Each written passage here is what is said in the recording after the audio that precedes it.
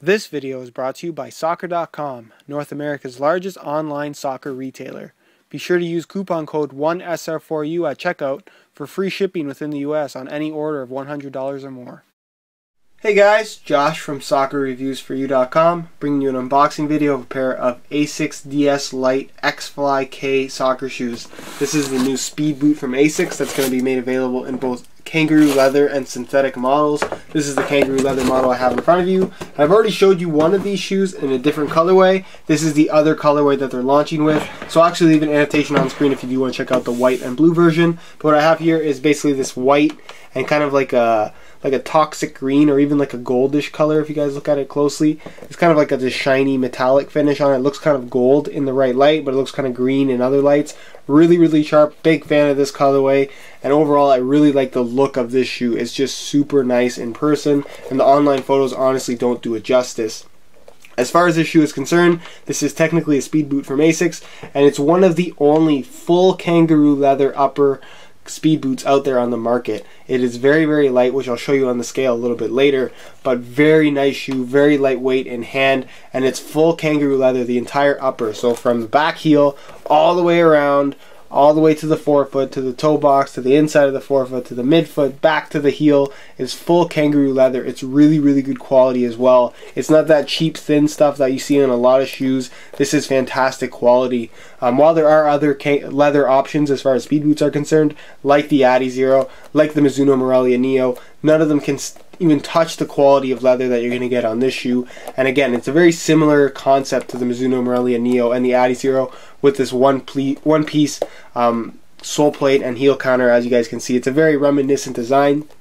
But as far as quality is concerned and the overall look of this shoe, it has a cut and overall look similar to like a Mizuno. It reminds me of a mix between a Mizuno Morelia Neo and even the Supersonic Wave 3, which is definitely a good mix to have. You can see you have a central lacing system with a leather tongue as well, with a little toe graphic here just to add a little bit of extra flair to the shoe. Really like the look here. It's got that shiny finish to the black leather, and like I said, the quality on here is ridiculously nice. As far as the heel liner is concerned, you have this nice suede heel liner with lots of cushioning around the inside and around the ankle collar area. And I'll actually pull out the insole for you guys so you can see it. EVA foam insole, perforated. It has some nice thickness to it. As you guys can see, it's not super thin, but still very lightweight. Then you have kind of a mesh liner on the top. As far as the sole plate is concerned, you have this one-piece sole plate and heel counter. You can see the heel counter again, very similarly shaped to the Adi Zero and the Mizuno Morelia Neo, but there's really not too much you can do as far as shapes are concerned when designing a one-piece sole plate and heel counter. The Lotto actually uses a very similar sole plate as well. Or sole plate heel counter combo. It's a very similar shape. You can't really get away with it. You can see it's got these perforations in it. Really looks sharp, and it's going to do a good job of holding your heel in place and keeping you nice and stable in the heel area of the shoe. As far as the sole plate is concerned, it's made of a much less rigid plastic. If I take out the little toe thing on the inside, it's very flexible from right out of the box, but has nice stiffness through the midfoot because you have this extra little bar of plastic there. That's why it's there. To provide some really good stiffness, you also have these two bars going from the studs. I don't know if you guys can see those here and here. And again, it provides that nice stiffness when you're striking the ball, but has nice flexibility when you're just running and stuff, which is really unique and unlike the Mizuno Morelia Neo as well as the Adi Zero, which have a much more rigid plastic than this. As far as the stud pattern is concerned, it uses a all conical stud pattern, but you can see that the studs themselves have these little kind of cutouts, 3 of them in each stud, which is somewhat unique. I'm curious to see how that's actually going to affect the overall performance of this shoe.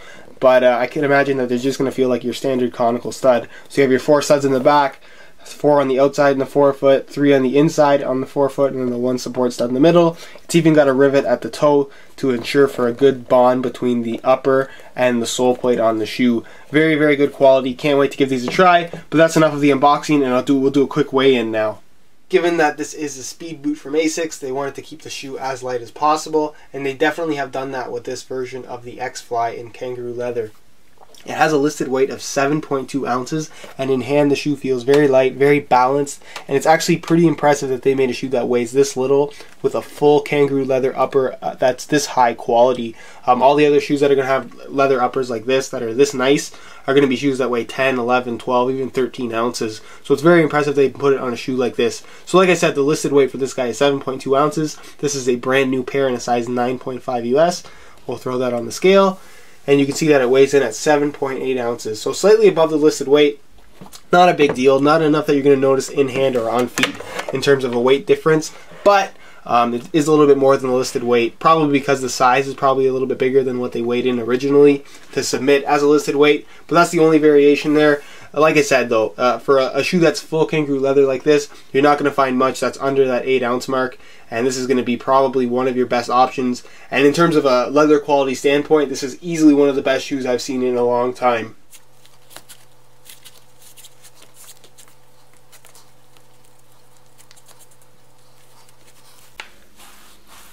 Alright, well here's a look at the Asics DS Lite X-Fly Ks on feet. Just to touch on the colorway here, like I said earlier, I really like the look of this shoe.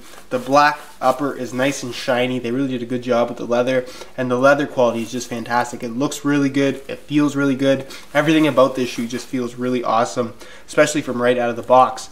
They're already super soft. They feel like they're already broken in, and I'm sure they're only going to get softer after time. You can see that it just fits really nicely. There's barely any creasing in the material at all, and because you have that central lacing system, it fits nicely.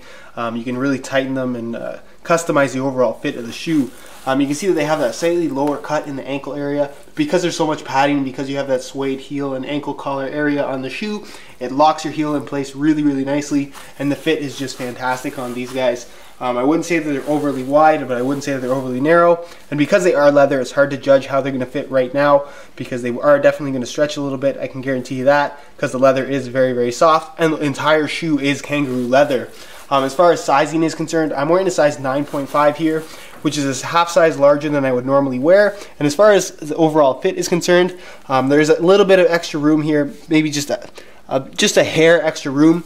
If you want them to be a little bit bigger, go up a half a size. And if you want them to fit really tight, definitely stay true to size on these guys. I definitely would probably prefer wearing these in a 9 as opposed to a 9.5.